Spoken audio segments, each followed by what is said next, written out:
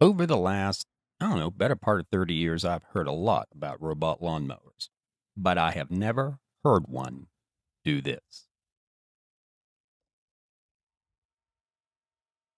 Bag its own grass. It's the new ANTHBOT N8, and we're going to talk about it, how well it cuts, how well it not only picks up its own grass, but leaves as well in your lawn, all the features, and how to set this up in this video. Ironically, this came on my doorstep from ANTHBOT at a great time. It had been raining for about 5 days, lots of clumpage, and I really need to get this cleaned off. This is what happened recently in my backyard, and I had to do some reseeding, and I can highly recommend mulched grass clippings to put on grass seed that keeps the moisture in. It's free and it's better than anything else because this will break down just as soon as the grass starts to germinate and come on, unlike wheat straw that you'll have to pick up. Plus, this is outstanding for keeping the moisture in. I've used it in many of my overseeding videos, and it really does a great job. And that's what my channel is all about, giving you professional, real advice that saves you time, money, and gets you the lawn you want. So subscribe and hit the bell. Now, for those of you not familiar with setting up robots, it's actually incredibly easy. You basically download the app from ANTHBOT, and it takes you through a quick tutorial here. Make sure everything is set up correctly, and you basically take it and you drive it around the perimeter of the lawn. And as it goes, the ANTHBOT mower actually maps the yard, and that's how you tell it where to go. It uses RTK technology that communicates with both satellite and the mower itself and triangulates itself, and it's programming itself. You simply just drive it around the perimeter. You can see in the upper right there where it's actually tracking. And we're going to go all the way around the yard here, just around the perimeters. I'm going to go ahead and include the sidewalk in this too. And then when you get back to your charging station, it automatically prompts you or back to the starting point that you designated, and it maps the map for you. And there you go. Real easy to do. Now, on this, we're going to designate where the dumping area is going to be. Remember where I put that sidewalk in? I am going to program this robot to actually dump the grass on that sidewalk. So it's very easy to clean up. And you can do this there again with your leaf tissue that's been mowed. You can do it with grass. Now, I understand you might look at that bag and you might think, well, that's not going to hold that much. Well, the robot can go back and forth. You know, it's not a problem because it just will keep on going back to this area that you designate over and over and over again until the yard has been picked up. I'll show you that here in the video. So I'm just designating my area here. You can change the size of it, the shape of it, where exactly it is, and then you designate that area, and there you go. It's in the map, which is right on that sidewalk. It's got the standard blade on, but I'm going to go ahead and put this mulch and bagging blade on just to try to get out. So I'm really curious to how well this works. While we're dealing with blades, let's talk about blades for a minute. Those of you not familiar with robot lawnmowers, they do basically have these small razor sharp blades, which actually give you a very high quality of cut. So you'll get two different blades. You'll get the standard robot lawnmower blade, and then you will get a cupped blade. Both of these will cut, and this is a part of ANTHBOT's Cyclone system of collection. So two discs, one simply to collect, and the other one not only collects, but it also mulches, and that's the disc that I'm putting on here. By the way, you can't get it upside down. This goes into a piece of steel at the bottom, of stainless steel at the bottom, and then there's 3 screws that hold it in. They're actually pretty easy to do. They do provide you screwdrivers if you don't have a Phillips head screwdriver, so I thought that was pretty neat. Let's go ahead and I'm going to cut and bag this.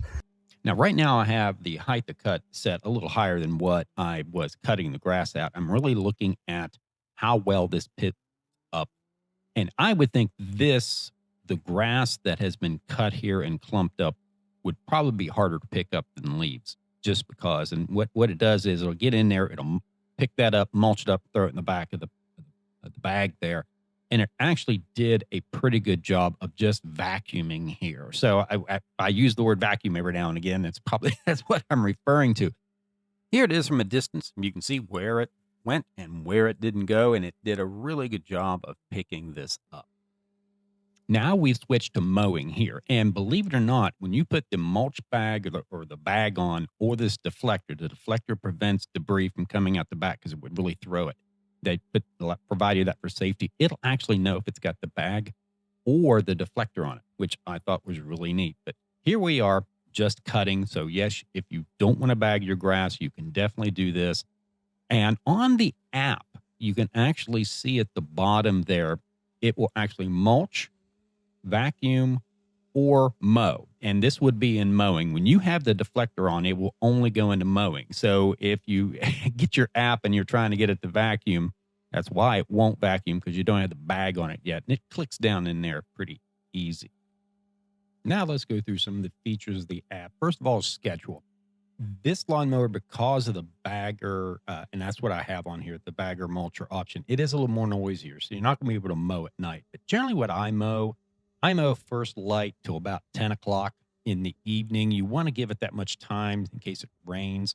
There again, like I got into, ideally, you should mow at least 3 times a week.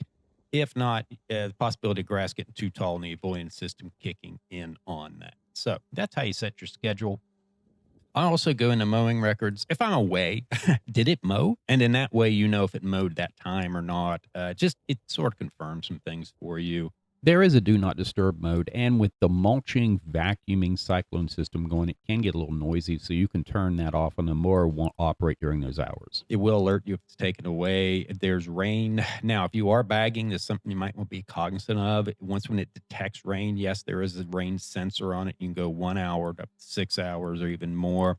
You may want to go a little longer. That's why you need to leave it that much time to mow.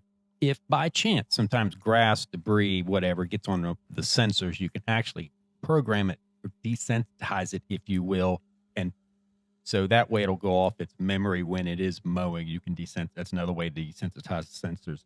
Then you have a visual inspection. There's high, medium, and low. I generally keep mine on high because you don't have any no-go zones and you want that on high. I've not had any trouble when it's on high. Voice settings, it will talk to you. You can turn that up or down, whatever you wish. I usually keep mine high so I can hear it. Also, for security reasons, there is an alarm that goes off. You can program it to go a certain length off of your lawn, and it will actually turn on the alarm system if somebody happens to pick it up. Not going to do them any good because they don't have your app. It's not going to do them like a good anyway. So there is an area where you can actually do a disc maintenance that actually lowers the disc. You can clean around it. There again, I change my blades out every 14 days, 3 weeks, something like that. So that gives you the option there. Now, as far as the map, you can obviously you can make a path. If you want to make a path across a driveway to another area, you can do that. Of course, you can also set your dump area here as well.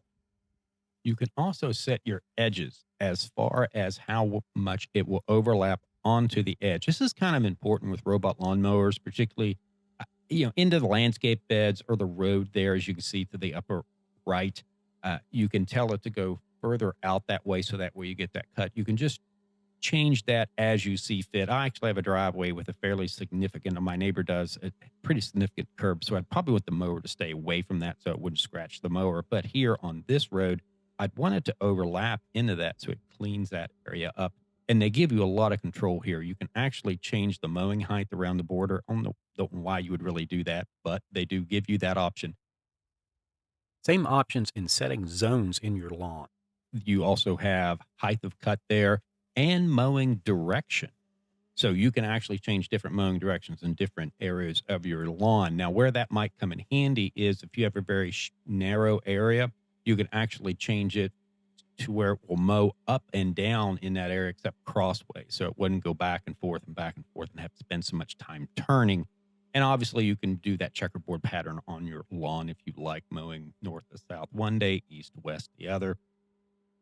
Now, as I said, I did half the yard without bagging and half with bagging. And you could see the significant difference there. Obviously on the right is where I mowed and did not bag. You can see the deflector there. Everything to the right of the deflector is mowing. Everything to the left is mowing and mulching and bagging.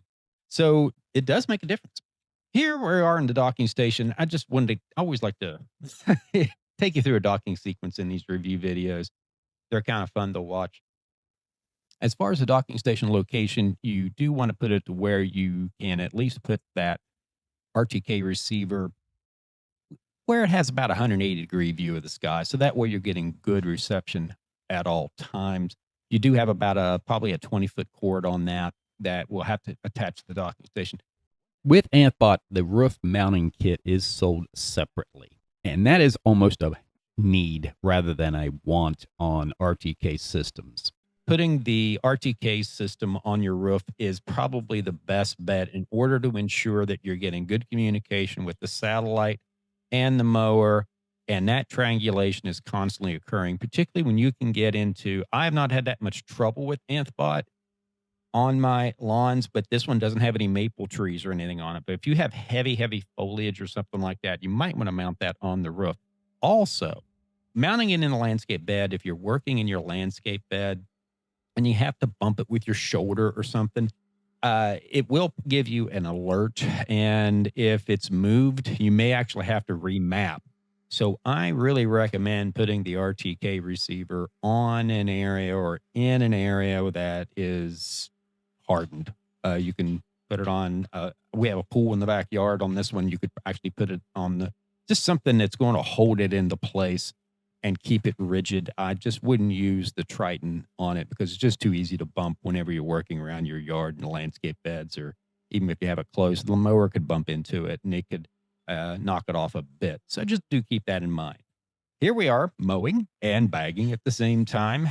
I'm going to go ahead and turn the sound up so you can kind of hear and appreciate how loud it is. It's still not bad. It's just more than most robot.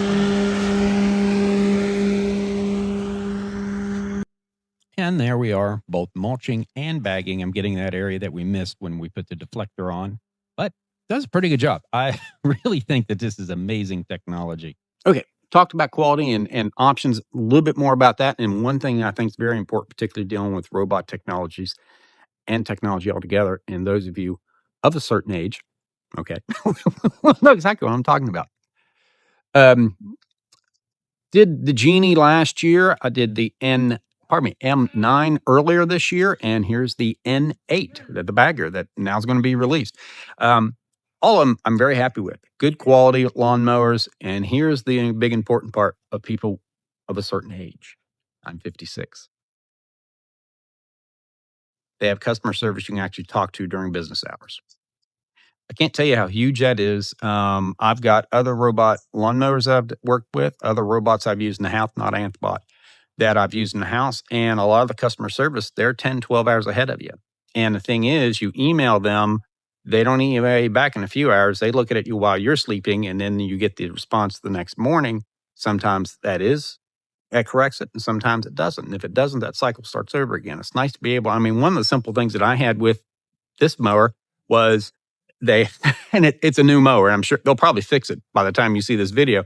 They called, I think it was the bag that the mulch bag that they called one thing on the quick start guide that they provide you. And it was different on the app. So I called him. I said, am I going to forget something here? Because anytime I do a review video, I want to make sure I got everything tight for you guys. So I'm giving you a good presentation here. But yeah, was able to talk to somebody. I think I called him on a Saturday around 5:30, 6 o'clock in the evening. That's pretty strong customer service. So at least during business hours, at least during the week. But there again, that email stuff back and forth is just nonsense, particularly something about a price point. And that brings me to the next point. ANTHBOT delivers very good quality lawnmowers at a very good price point. You can compare to other lawnmowers, and you start looking at their price point compared to other lawnmowers and the features that they have. I'm surprised they're selling them where they are, because the market is from a lot of other lawnmowers is higher. And I usually steer people in that direction, particularly those looking for just something that's going to mow the yard, going to be reliable, and at a lower price point that really doesn't need a whole bunch of bells and whistles and all kinds of crazy stuff. And ANTHBOT will deliver that. So pretty good stuff here. And, there are, a lot of options here that you have with ANTHBOT, and not a bad move. So I really like the company. Just wanted to say that here at the end. Now, those of you, former golf course superintendent, I'm agronomist, you guys subscribe and hit the bell for notifications for this channel. I do robot and lawnmower videos, do quite a bit of them, but generally I do an agronomic video every week on my YouTube channel. I keep my videos very topical, and fertilization, fungal control, insect control, grub control. I generally do that about 2 weeks before you need to be doing something. So if you subscribe to my channel and hit the bell, you can have a former golf course superintendent, agronomist, North Carolina State University graduate with nearly 4 decades experience in turf grass management helping you with your lawn. So anyway, hope this helped you make a buying decision. I appreciate you watching. Thanks.